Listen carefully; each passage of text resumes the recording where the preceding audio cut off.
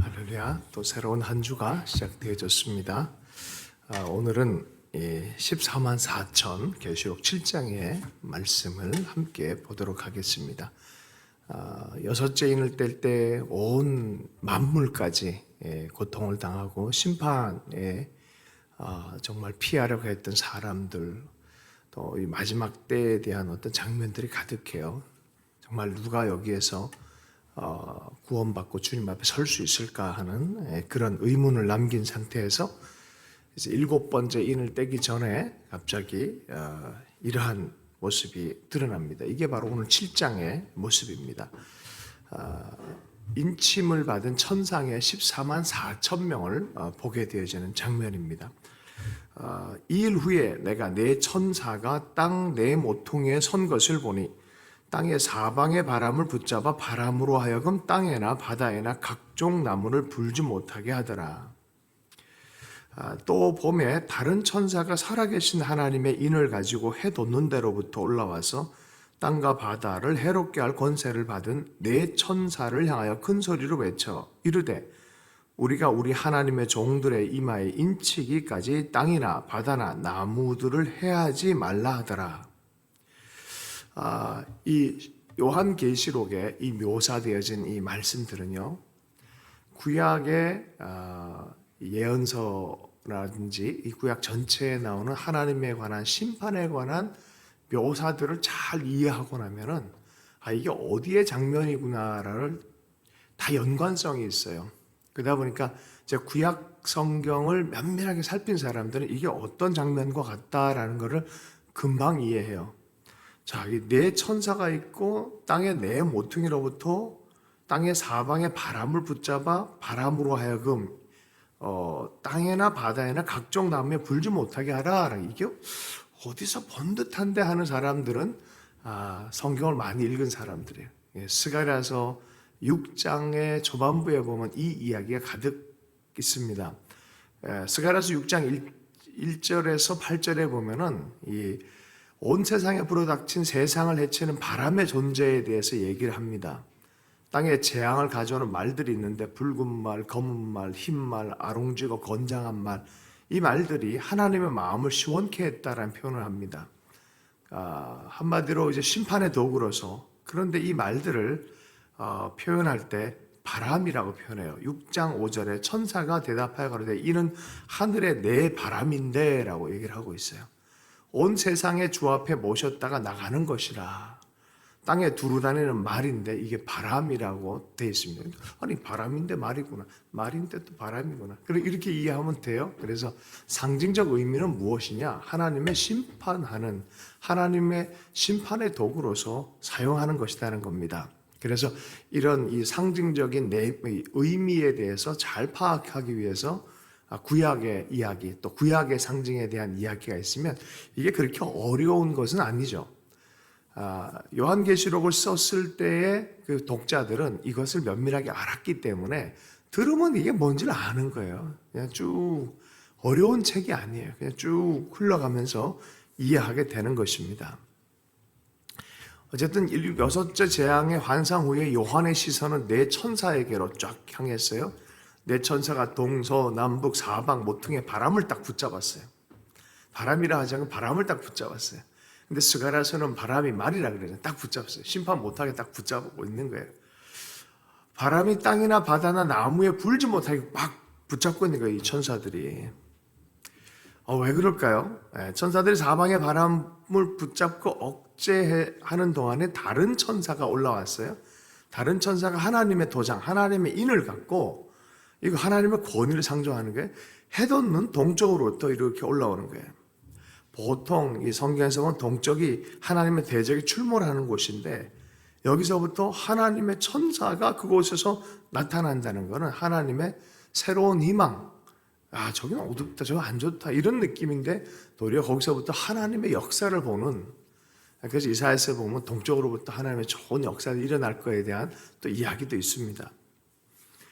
그래서 혹자는 이제 예루살렘, 이스라엘의 동쪽이 어디냐 그래가지고 이 한국, 일본, 이렇게 중국 이렇게 얘기하는 사람도 많이 있지만 이건 의미상으로 좀 해석하는 게 좋겠습니다. 사방의 바람을 붙잡고 있는 네 천사를 향하여서 큰 소리로 외칩니다.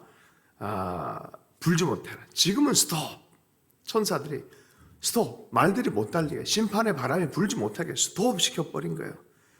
이유가 뭐냐? 3절 이르되 우리가 우리 하나님의 종들의 이마에 인치기까지 땅이나 바다나 나무들을 해하지 말라라고 하는 거예요.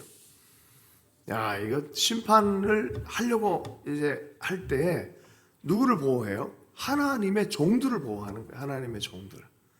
하나님의 종들의 이마에 인을 다 받기 전까지 절대 세상은 멸망시킬 수 없다라는 거예요. 하나님의 사람들을 보호하고 하나님의 이 권위와 보호로 이렇게 딱 인쳐서 표시하기 전까지는 세상 재앙 이것을 멸망하지 않겠다라고 말하는 것입니다. 왕의 인은 왕의 권세와 소유를 나타냅니다. 공식 문서에 왕의 인장이 딱 박히면요, 그거는 굉장한 권위를 보증하는 거예요. 어떤 이 동물도 마찬가지죠. 재물에 인이 딱 박히면 다른 걸로 사용을 못해요. 예배자들에게 하나님의 사람들 하나님의 인이 딱 이마에 표시가 나면은 하나님의 소유와 보호를 의미하는 것입니다. 아무도 건드리지 못합니다. 하나님의 천사가 온 세상을 돌아다니며 하나님의 종들의 이마에 인치는 것, 하나님의 소유와 보호를 의미합니다. 여러분, 이마에 인치는 것에 대해서 보면은 제사장들이 이마에 이렇게 터번을 하고 여기 여호와께 성결이라고 쓰여진 그걸 가지고 안에 들어가는 거예요. 그러자 여호와께 성결을 가지지 않고 들어갔다가는 이게 하나님을 만날 수가 없습니다. 위험합니다. 이마에 새겨진 여호와의 이름, 명패를 딱 달고 가야 대제사장은 죽임을 당하지 않습니다. 심판하는 대상들 속에 인친 것이 있다 그러면 보호하고 살리는 것입니다. 그런 의미예요. 그래서 우리가 예수를 믿을 때 성령의 인침을 받는다라고 말하는 거예요. 성령께서 너희를 인쳤다라고 표현하고 있어요. 하나님의 특별한 백성으로 빼었다라고 말해요. 하나님의 아들의 나라로 옮겼다라고 표현하고 있습니다. 하나님의 백성이 받은 도장에는 어떤 이름이 새겨져 있습니까? 하나님과 어린 양의 이름이 새겨져 있다라고 말합니다. 주의 소유된 백성임을 확실하게 드러내요. 에베소서 1장과 에베소서 4장 30절 보면 성령의 인치심, 성령의 인치심, 인치심이란 표현을 그래서 하는 거예요. 우리가 다 그리스도 예수의 인침을 받은 사람들, 그들을 보호하기 전까지는 불지 마라. 여러분, 종말론에 매우 중요한 이 부분이에요. 하나님의 종들, 하나님의 사람들에게 인친다는 거 구원받아 하나님의 소유가 다 확정되기 전까지는 심판은 되지 않는 거죠. 그 선교적 완성 다음에 그제서야 종말이 온다라고 성경은 얘기를 합니다.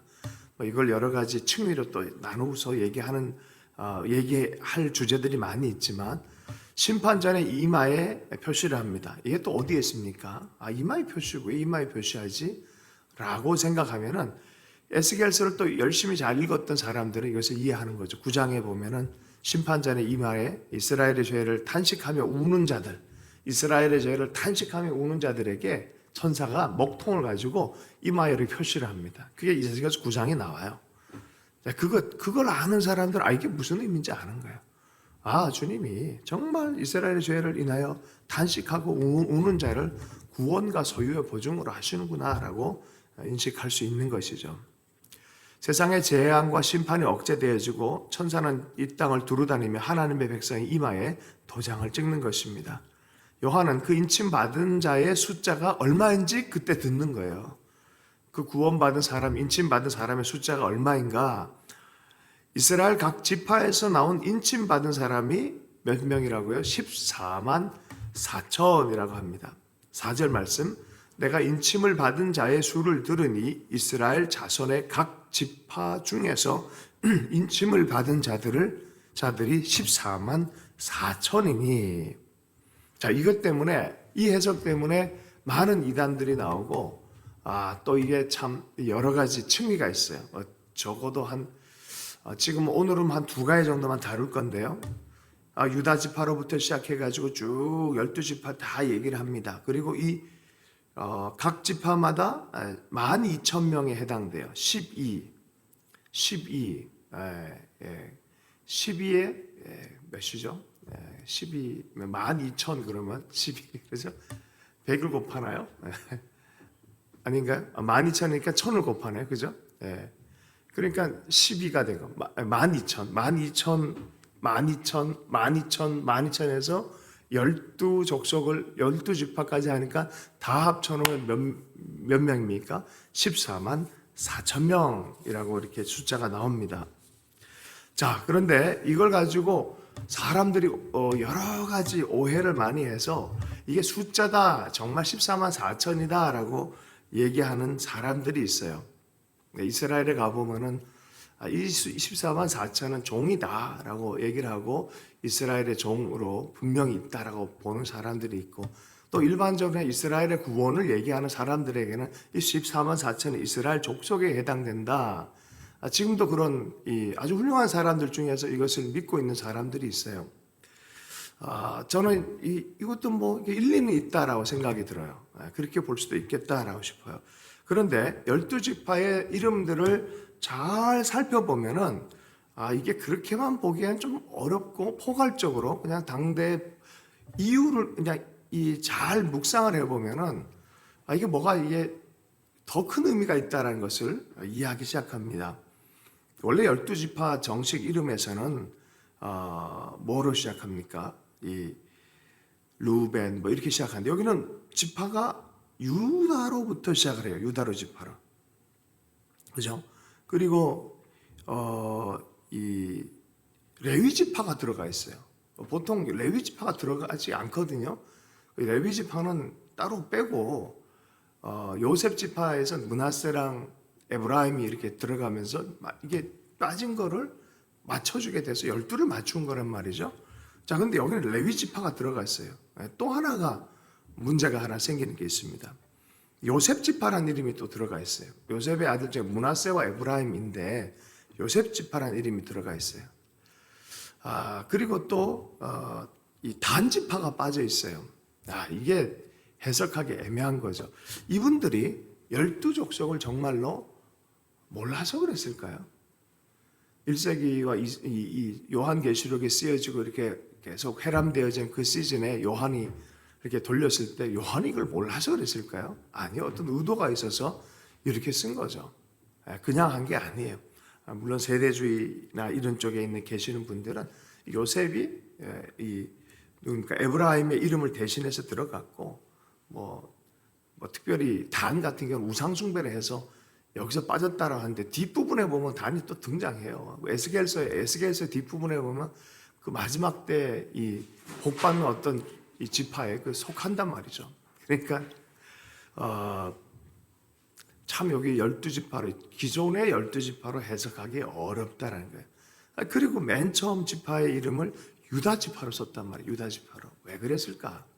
유다 지파가 바로 예수 그리스도가 나오는 그런 지파이잖아요. 그래서 뭔가를 아는 사람이에요. 그래서 지상에 있는 지파라기보다 천상의 12지파로 전체적인 의미, 구약에서는 12지파도 의미하지만 신약에서는 12제자를 포함한 온 인류의 대표주자를 표현하기에 이렇게 표현하는 방식으로 가져갔다라고 보는 것이 좀 더 낫지 않을까. 그냥 이스라엘이 아니라 새 이스라엘의 상징으로 또 이해하는 분들이 있습니다.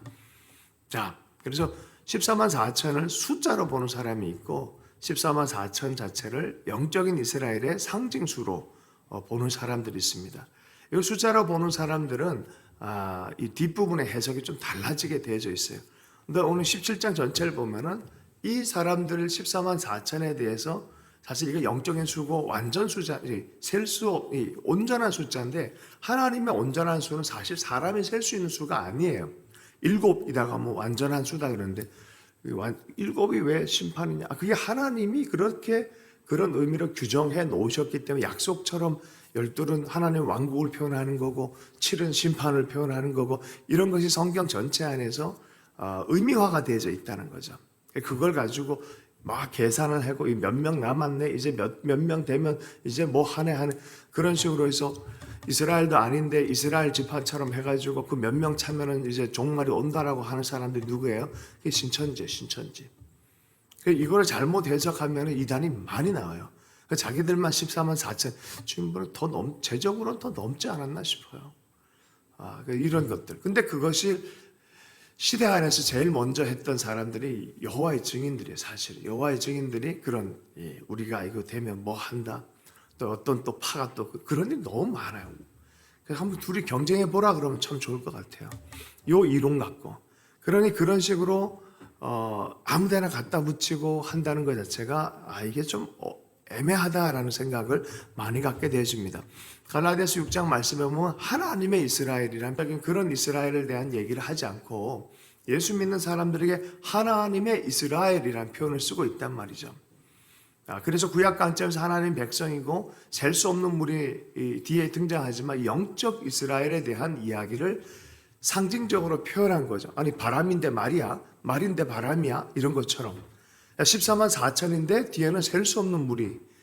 이게 이제 저도 처음엔 이 두 개를 왔다 갔다 하면서 이것도 흥미롭고 저것도 흥미롭고 이 둘 다는 나름 어떤 이스라엘 사역하는 사람들에게는 또 중요한 의미이고 지금도 그런 지도자들 아주 훌륭하고 학자들이 많이 가르쳐요 그것을. 그러나 이걸 지혜롭게 전통적으로 이렇게 성경 해석하고 요한 때부터 쭉 한 어떤 문헌들을 보게 되어지면 이것을 그냥 같이 보는 게 이게 뭐냐, 의미가 뭐냐, 하나님의 종은 하나님이 보호하신다, 이 얘기를 하고 싶은 거예요 성경 말씀에서. 자, 그래서 9절의 말씀에 보면은 환난에서 나오고 어린 양의 피로 씻고 흰옷 입은 이에게 주시는 종말적 축복을 누리는 사람들이 이제 다르게 이제 보이는 거죠. 9절. 우리 예수님을 볼 때도 그래요. 어린 양으로 보이는데 갑자기 유다의 사자라고 이렇게 보이는 거예요. 그래서 항상 이렇게 좀 이렇게 이미지가 배치가 되어지는데 통합적 이미지를 갖고 있는 것처럼 14만 4천 자체가 규정되어지고 어떤 지파로서 새 이스라엘 지파로서 하나님 나라를 통칭하는 어떤 의미로서 온전한 숫자로서 있으면서 그것이 또 하나의 또 묘사와 같이 배치가 되어진 것 같지만 셀 수 없는 무리처럼 나타나는 거죠. 이제 9절 말씀을 한번 읽어보겠습니다. 9절 10절 말씀을 보겠습니다. 이 일 후에 내가 보니 각 나라와 족속과 백성과 방언에서도 아무도 능히 셀 수 없는 큰 무리가 나와 흰옷을 입고 손에 종려 가지를 들고 보좌 앞과 어린 양 앞에 서서 큰 소리로 외쳐 이르되 구원하심이 보좌에 앉으신 우리 하나님과 어린 양에게 있도다 하니. 이번에는 셀 수 없는 무리들이라고 표현합니다. 큰 무리가 나왔어요. 흰옷을 입고 있어요. 나라와 족속과 다른 언어권에서 셀 수가 없다는 거예요. 너무나 많은 무리들이 다 나와서 흰옷을 입었어요. 여러분 요한계시록 3장에서 흰옷은 누가 입습니까? 이기는 자가 입는 것이죠. 흰옷 입은 무리. 지금은 이 앞부분에서 이 지상에서 치열하게 싸워서 이기는 믿음의 승리를 한 자에게 흰옷을 주겠다 그랬는데 여기는 이미 흰옷 입고 승리한 무리들로 환상이 보이기 시작하는 거예요. 7교회에서 상급을 받을 그 이긴 자들, 성취한 자들의 무리로 온 세계 안에서 손에 종려나무 가지를 들고 하는 거죠. 종려나무 가지는 언제 드는 겁니까? 승리할 때. 정말 승리한 이 최고의 장수를 승리할 때 이렇게 드는 거 아니겠습니까? 승리의 개선 행진처럼 묘사를 하고 있습니다. 예수님께서 이 예루살렘 성에 마지막으로 들어가실 때 많은 백성들이 호산나 호산나 하면서 종려나무 가지를 들고 흔들었던 것 같이 우리가 승리의 그런 종려나무를 그걸 상징하는 것을 하고 이걸 가지고 보좌와 어린 양 앞에 나가서 큰 소리로 외친다는 거예요. 와, 생각을 해보세요. 온 세계로부터 천사가 다 이렇게 모아가지고 와서 구원받을 자를, 이게 이 구조를 알면은 마태복음의 종말론의 이야기들이 다 맞아 들어가요. 천사를 세계 모든 곳에 보내서 구원받을 자를 다 모으시겠다. 사방에서 모으시겠다 그랬잖아요. 사방에서 다 모으시겠다고. 다 모아서 이들이 흰 옷을 입고 큰 소리로 외칩니다. 다 이 옷을 입었어요. 그 잔치는 주님이 보혈로 주의 십자가를 통과한 하나님의 인침받은 사람들의 모임이에요. 그래서 다 흰 옷을 입고 있어요. 예복을 다 준비하고 다 모여서 하는 얘기가 구원하심이 보좌에 앉으신 우리 하나님과 어린 양에게 있도다. 구원하심이 보좌에 앉으신 우리 하나님과 어린 양에게 있도다. 구원하심이 보좌에 앉으신 우리 하나님과 어린 양에게 있도다. 온 열방의 사람들이, 구원받은 사람들이 주님을 그렇게 외치는 그날이 올 것이다라는 거죠. 얼마나 감격스러운 장면입니까? 이러한 환상 때문에 우리가 많은 모임을 할 때가 있어요. 저는 95년도를 잊지를 못해요. 선교사 3,500명과 대학생 10만 명, 근데 실제로 한 8만 명 정도 넘었어요. 잠실번에서 모였어요. 주경기장에서 모였어요. 얼마나 이 감격이 되는지, 정말 천성에서 주님을 보는 그런 감격의 그 약간의 모습을 그곳에서 봤어요. 우리 학생들이, 각 도를 대표하는 학생들이 거기 다 모였었어요. 각 나라를 대표하는 선교사들이 한 명 한 명 들어옵니다. 영광 영광 할렐루야 찬양하고요. 승전의 노래를 부르고 주님을 높이는 노래를 부르는데, 제 생애에서 그런 걸 처음 봤어요. 요새는 그런 거 볼 수가 없잖아요. 얼마나 감격스럽던지 몇 달을 고생하면서 정말 이 서울 전체를 뛰어다니고 또 뭐 섬겼던 것이 부르는 거예요. 어떻게 보면 천사를 대세해서 이런 모임이 있다 가자 하고 불렀던 그것이 얼마나 감격이 돼서 우리 젊은 아이들이 그렇게 하나님 앞에 다 헌신하여 드리고, 그럴 때 대부분 우리 세대 사람들은 그때 상당수가 헌신해 드린 게 있었어요. 그게 뭐냐, 통일 선교사로, 통일 역군으로 1년씩 2년씩 헌신하기로 했어요. 저는 3년을 그때 헌신했었어요. 일어났어요, 그 자리에. 천국을 위해, 하나님 나라를 위해서 헌신하겠다 그러고, 또 온 삶으로 선교로 헌신하겠다는 사람이 또 일어나고, 그러한 일이 그때 일어났었죠. 얼마나 큰 감동이 됐는지 몰라요. 그런 어떤 역사적인 흐름들이 다 이 하나님이 정해두신 이 역사의 드라마에 맞추어서 가는 거예요. 여러분, 이게 제대로 가는 거예요. 하나님이 작정하시고, 요한에게 보여준 이것은 하나님이 작정하신 일이에요. 이것을 보고 용기를 내라고 하는 거예요. 우리가 온 세계에서 다 모여서 갈 때, 하나님 앞에 가서 영광을 돌릴 때 얼마나 큰 기쁨이 있겠습니까? 이 14만 4천에 대해서 하나님의 백성이 충만한 수라는 것을 저는 좀 그쪽으로 해석하는 게 좀 더 성경적이다, 전체적 성경의 의미가 맞다라는 생각이 좀 더 들게 되어집니다. 그래서 이게 12 곱하기 12 곱하기 1000 하면은 이제 14만 4천 나오는 것, 새 예루살렘이 온 세상 가운데 골고루 세워지는 것을 암시하는 것이라고 생각되어집니다. 이 두 가지 다시 한번 정리하면요, 14만 4천을 이스라엘의 어떤 종들의 구원이다 보는 사람들이 있어요. 이스라엘 안에서 사역하는 사람은 그렇게 보는 게 자기들의 구원에 대한 보증이 되어지니까 의미가 있는데요. 실질적으로 이스라엘 내에 이미 벌써 3만 3천 명이 예수를 믿었고요. 그리고 밖에는 30만 명 이상이 유대인들이 예수를 믿고 있어요. 그럼 벌써 숫자가 이렇게 또 넘어가 버렸어요. 그러니까 좀 제가 생각하기에는 이스라엘의 구원까지 다 포함한 새 이스라엘로 하나님께서 다 끌어올리는 게 주의 플랜이라고 생각합니다. 그래서 죽임당한 어린 양이 유다의 사자처럼 드러나고, 연달아 등장하는 다른 환상이 서로 실제의 대상을 가리키는 것처럼 이 14만 4천이 결국은 흰옷 입은 큰 무리의 성도들로 함께 외치는 것이 되어지는 것입니다. 우리 고영원 선교사님이 부흥이라든지 비전이라는 노래 참 하나님의 감동을 받아서 그 시대를 쓰셨는데, 너무 좋은 것 같아요. 부를 때마다. 그때 그 노래, 그 가사들이 다 성경에 나온 거예요. 성경에 나온 그 비전을 그대로 우리 시대에 또 마음을 풀어내도록 노래를 만들어서 우리 한국교회가 많이 수혜를 입은 것 같습니다. 노고에 진짜 우리 감사를 드리고 기뻐하고 막 그렇습니다. 자, 왕같은 세상들이 부르는 노래예요. 어린 양이 두루마리를 취할 때 내 생물과 24장로가 찬양했던 그 비전이 앞부분의 5장에서 내 생물 24장로가 드렸던 그 예배가 이제는 온 구원받은 사람들의 예배로 이렇게 또 쫙 발전해서 보여집니다. 자, 그때는 6장에서는 진노의 날에 누가 서겠냐라고 물었어요. 그런 장로, 이 근본적 하늘의 천상의 예배가 있었고, 그리고 진노의 날에 대해서 6인까지 갈 때 도대체 누가 하나님께 서겠냐 했는데 서는 사람들이 등장했어요. 그가 누구예요? 14만 4천. 온 세상에서 구원받은 자들이 하나님 앞에서 찬송하는 이런 모습이 울려 퍼지는 것입니다. 자, 그때 이 인맞은 사람들, 흰옷 입은 무리들이 예배하는 이 예배와 더불어서 또 누가 예배를 하냐? 모든 천사들이 이번에는 경배와 찬양을 또 드립니다. 11절 12절입니다.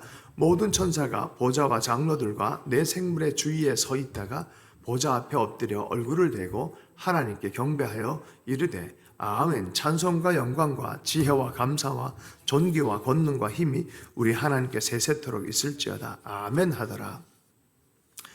누가 두루마기를 뗄 수 있는지 가르쳐준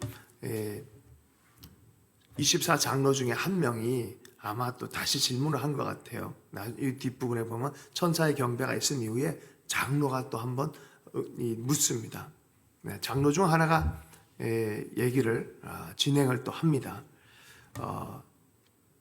하나가 응답하여 나에게 이르되 이 흰옷 입은 자들이 누구며 또 어디서 왔느냐 물으는 거야. 야, 이 흰옷 입은 강조를 하는 기자예요. 이 장로 한 명이 또 대화를 하는 거예요. 이게 누구냐? 이게 도대체 이 사람들이 도대체 누구냐?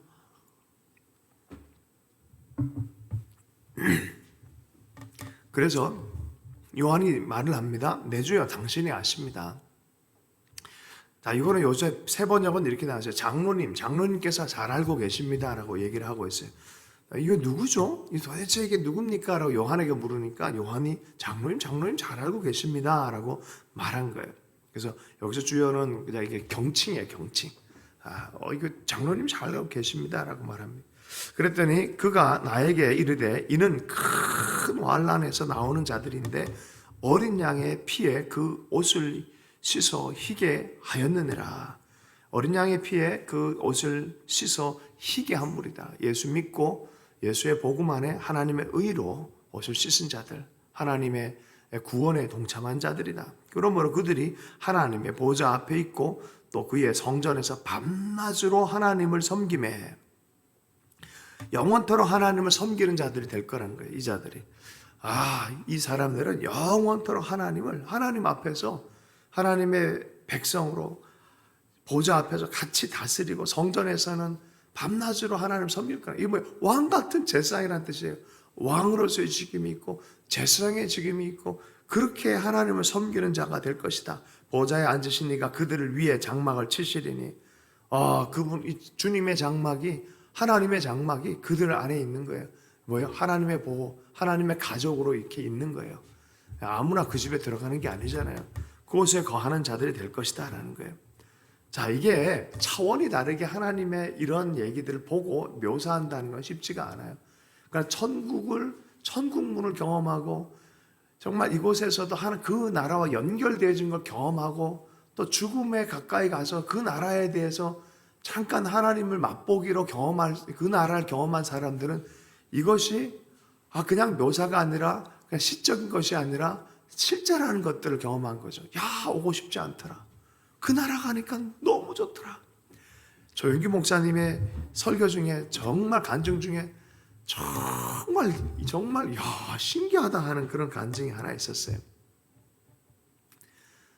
자기랑 같이 늘 사역을 했던 분을 꿈을 꿨는데 그분이 천국에 자기를 만나줬다는 참. 너무 좋다는 거예요. 너무 좋다고. 그러더니 자기 두고 온 아내가 너무 걱정이 된다고. 그 아내에게 정말 새로운 좋은 사람, 하나님 예비하신 사람 올 테니까 결혼해라라고 얘기했다는 거예요. 왜 그러냐 그랬더니 내가 그렇게 얘기한다고 누가 믿겠냐? 그 아내가 어떻게 믿겠냐? 그랬더니 두 사람만 아주 은밀하게 얘기하는 어떤 단어와 이야기들을 얘기를 해줬다는 거예요. 이거 얘기하면 알아먹을 거라고. 그리고 그런 얘기를 하고 실제로 얘기를 해줬다는 거죠. 그래서 너무 놀랐다는 거죠. 두 사람 사이에만 있는 언어인데 그걸 한 거예요. 얼마나 놀랍습니까?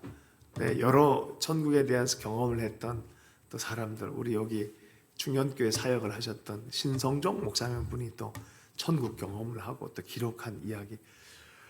신학자요 대교회 목사였던 분이 이게 뭐 돌맞을 일을 한 거죠. 사실 그게 쉽게 말하기 어려운 부분이잖아요. 근데 그거를 써가지고 확실히 있다, 천국은.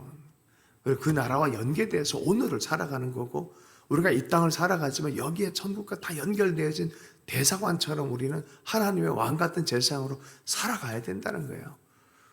예, 그래서 하나님 나라가 이 땅에 계속 임하도록 너희는 기도해라. 살아있는 동안은 계속해서 하나님 나라와 정렬해서 하나님 나라의 문화가, 하나님 나라의 통치가 있음을 계속 선언하며 살아가는 것이고, 그 삶을 믿음을 지키고 주님의 힘옷을 입고 또 주님 앞에 설 때는, 우리 육신의 옷을 벗을 날에는 하나님 앞에 설 것이고, 또 인류 역사의 마지막 그날, 하나님 아시는 그날이 되면 우리가 다 육신이 부활체가 되어져서 이 땅에 주님과 함께 와서 다스릴 거다라는 것이 하나님의 플랜이에요. 그것을 보는 거죠. 자, 밤낮 하나님을 섬길 것이다. 장막이 그들 위에 있을 것이다 라고 말합니다. 그들이 다시 줄이지 않고 목마르지 않고 해나 아무 뜨거운 기운에 상하지 아니하리니. 만약에 고통당하는 성도들, 1세기에 정말 정말 핍박을 당하고 있는 그 시대 사람들이 이 구절을 읽으면 얼마나 위로가 되겠습니까? 그들은 주렵고요, 신앙 때문에 때로는 핍박당하기도 하고 사자의 밥이 되기도 하고 불구덩이에 던져지기도 하고, 네로 때와 그 핍박 당시에는 로마의 등불처럼 사용이 됐어요. 나무에 사람을 붙들어 매고 거기에 기름을 발라가지고 거기에 불을 붙여요. 그래서 몇 날 며칠이고 로마의 등불처럼 그냥 그렇게 사람이 죽어나가게 됐습니다. 그런 믿음의 사람들이 이 구절을 읽는다면 얼마나 감동이 됐겠습니까? 그런 상황에도 믿음을 지키고 나갔던 주의 성도들을 생각할 필요가 있어요. 거기 무슨 세상적인 명예가 있고 세상적인 어떤 좋음이 있습니까? 그럼에도 불구하고 그들은 알았던 거예요. 이것이 바로 저 나라에 가서 하나님 나라 안에서 큰 영광이고 하나님에게 이긴 자로 나아간다는 걸 알았기 때문에 어려움과 고통 가운데서도 믿음을 지키는 일들을 포기하지 않았던 것입니다. 17절 말씀 우리 마지막으로 한번 읽고 말씀 마무리하겠습니다. 이는 보좌 가운데 계신 어린 양이 그들의 목자가 되사 생명수 샘으로 인도하시고 하나님께서 그들의 눈에서 모든 눈물을 씻어 주실 것임이라. 이는 보좌 가운데 계신 어린 양이 그들의 목자가 되사 생명수 샘으로 인도하고 하나님께서 그들의 눈에서 모든 눈물을 씻어 주실 것입니다. 이 구절처럼 상처 치유, 아픔의 치유가 나타난 구절이 어디 있겠습니까? 이 묘사 하나, 눈물을 닦아줄 거다. 얼마나 감사합니까? 여러분, 누가 가장 천국에서 위로받는 줄 아십니까? 눈물을 제일 많이 흘린 사람들이에요. 이 땅에서 위로를 못 받으면 저 땅에서 하나님 반드시 위로할 거에 대한 이 믿음이 필요합니다. 하나님은요, 우리의 눈물을 계수하고 계시고 우리의 상황을 알고 계십니다. 그리고 우리의 목자가 되시길 너무 기뻐하십니다. 자기를 죽기까지 내어주신 분이십니다. 어린 양이 그들의 목자가 될 것이다 말합니다. 생명수 샘물로 인도합니다. 이 부분에 관해서 요한계시록 21장과 22장에 더 많이 설명을 하고 있어요. 여러분, 하나님을 향한 신앙을 지키기 위해서 애쓰고 세상과 고군분투하는 충성을 다하는 사람들은요, 반드시 상이 있습니다. 주님이 그것을 보여주시고 용기 내게 해주십니다. 그리고 정말 이 주님의 영원한 나라 안에서 정말 그 상이 있다는 것들을 요한에게 주님이 말씀하시 용기를 내고 계속해서 달려가도록 한 것처럼 우리에게도 지금도 주님이 그렇게 격려하고 위로하면서 우리를 또 천국을 바라보며 이 땅을 천국처럼 살아가도록 부르고 계신 줄로 믿습니다. 주신 말씀 붙들고 잠시 기도하도록 하겠습니다. 하나님 아버지, 우리가 하나님의 구원받을 자 하나 14만 4천 온전한 구원을 이룰 때까지 주님 쉬지 아니하시고 재앙도 심판도 스톱시키고 그런 아버지 하나님 종들을 보호하고 하나님 아버지 능력을 베푸시고 위로하기 위하여 하시는 당신의 열심의 이야기를 들었습니다. 하나님의 믿음의 사람들을 결코 내치지 아니하시고 홀로 있게 하지 않고 눈물을 외면하지 않으시는 분인 줄로 믿습니다. 하나님의 사람들의 믿음을 하나님 더 깨끗하게 해주시고 견고하게 해주시고 예수 붙들고 나아갈 때 하나님 당신의 나라를 아버지 미리 경험한 요한처럼 우리도 아버지 매 순간 경험하며 용기를 얻고 힘있게 달려가도록 역사해 주십시오. 하나님 눈물이 닦여지는 역사를 보게 해주시고 생명수를 아버지 마시게 해주시고 새 힘을 얻게 하시고 도리어 눈물이 변화해서 기쁨의 열매를 거둘 수 있도록 은혜 허락하여 주시고, 아버지 하나님, 비록 아버지의 어려운 시간들 그러한 것이 보이지 않을지라도 주님께서 그렇게 영원한 아버지 나라 안에서 영원한 시간 안에서 그렇게 행하실 것을 믿고 아버지 하나님 믿음의 싸움을 끝까지 인내하며 승리하게 해주시기를 간절히 기도합니다. 하나님 아버지, 때마다 시마다 무릎 꿇게 해주십시오. 하나님의 천사가 아버지 우리의 삶을 함께하는 것을 확신하게 주여 도와주시고, 주의 뜻을 따라 사는 자들 주님이 아버지 반드시 보호하고 힘주시는 것을 오늘도 붙잡고 기도할 때 하나님께서 기도를 통해서 역사해 주신다 말씀하셨는데, 포기하지 말고 기도하라 말씀하셨는데, 아버지 기도에 열심인 하나님의 친백성 될 수 있도록 오늘 이 아침에도 붙들어 주시고 인도해 주십시오. 우리 하트하우스 성도들 가운데 진실로 참된 믿음의 사람 되게 해주시고 믿음에 불이 붙는 주님의 사람 될 수 있도록 은혜 허락하여 주시옵소서. 오늘도 주님께 의탁합니다. 살아계신 예수님 축복하며 기도했습니다.